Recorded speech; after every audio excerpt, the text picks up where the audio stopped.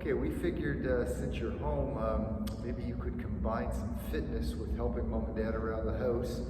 So we're kind of being creative here, and we come up with something. What do we call this one, Willie? Folding laundry fitness style. So folding laundry fitness style. So you're going to help mom and dad around the house. So you're going to get a clean basket full of laundry that needs to be folded, and you're going to add a little fitness to it to help mom and dad as you exercise. So here's how it works. Before we start folding together, we're going to do 2 perfect squats. 2 perfect squats. We each take 1 piece of laundry. We have our peelies we use at the school here that are all clean, need to be folded. So we fold. How many squats, Willie?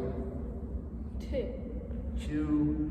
Fold another piece of laundry quick here.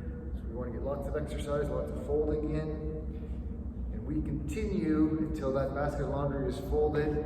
If you want to try this another day, you could substitute a different exercise, maybe jumping jacks, sit-ups, you decide, but get fit and help mom and dad around the house. Have fun.